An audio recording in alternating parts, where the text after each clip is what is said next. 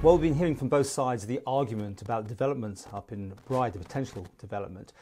We've spoken to the developer, and we also heard from the opposition group, the ones living nearby. Ms Morphet is now joining us again because I think you've had a chance to look at that interview. But first of all, I know there's a requisition meeting coming up. You know that's going to be up there in Bride. Are you going along to that to give your views on the matter? No, I haven't been invited to that, unfortunately. Oh, you haven't been invited? No. Do you want to go to it? It seems after the television interview from Mike yesterday that their initial meeting is more about a campaign against the development as opposed to finding out the facts. And as it is, unfortunately, the facts are way off the truth. I think that at that meeting they're going to be fed with nothing but the same nonsense that has been created up to now. Is there anything you could hold a meeting, I suppose, yourself and invite the locals to come along. Is that another idea, maybe? I've had a meeting initially with the commissioners in Bride. I then had a meeting where we invited all the local neighbours to Glen Truan to lay out our plans in front of them and ask me questions, which they did, including Mike yesterday. He came and he's under no illusion what our proposal is. He's had plenty of opportunity to talk about it. And then I was asked to go and see the commissioners again during the Manx Grand Prix, which was a little awkward because the roads were shut from Bishop's Court, but I went then and two ladies turned up. So I've given as much as I possibly can in the way of assistance, and all being well, I'm going to be there on the 3rd to put forward a representation for the truth. Okay, well, there's obviously two sides to everything. I mean, I know they've got a pamphlet out listing their concerns, I think. But you've sent me some pictures. Can you explain what this one is? This looks like a building site of some description. The picture that you're looking at is a quarry which is 100 metres away from the SSSI on Glen Truan golf course that was developed in the mid-80s.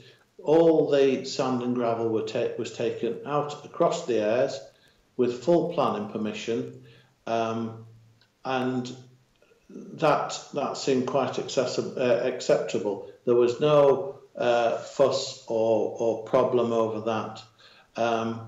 The development that we're talking about is 0.75 miles away from the Airs. It's as far away as I could possibly do it. There is no disruption whatsoever. Let's deal with some of the other things. These are basically static caravans. I think they're double the size of a static caravan. They're just clad to look like a nice log cabin, and there's a lot of them you're planning to put on that land. They are log cabins. The lodges. It says so on the brochure. People buy them in the UK as lodges.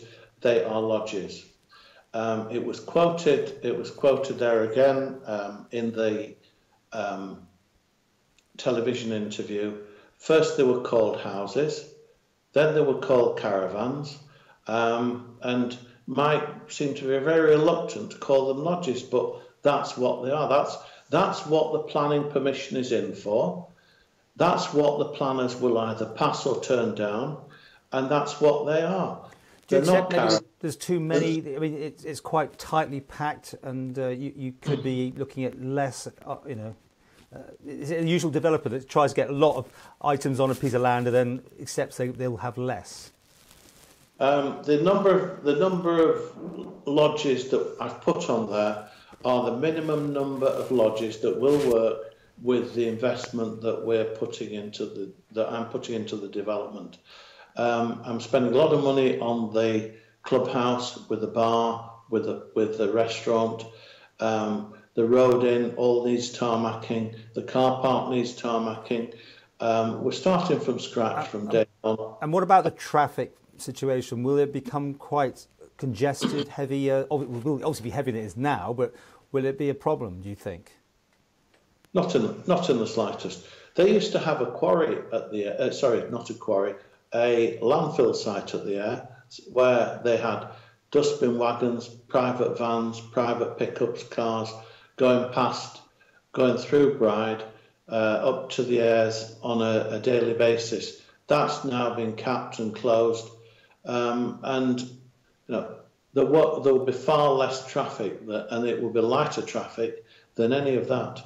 There's a lot of concerns. I think people are sort of giving it this is going to be another Mount Murray sort of situation, which did seem to start as tourism, ended up as people buying houses, and a long inquiry that followed after that.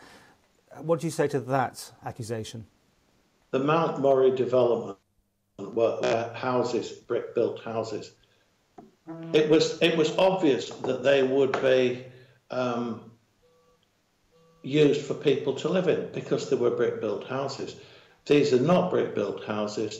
They are log cabins built to a suitable specification for people to utilise for 11 months up to 11 months of the year. They can come and go as they please, but they're not there to be lived in. Are you finally surprised about the sort of reaction you're getting here from your near neighbours? I mean, is it something that can be done to alleviate this?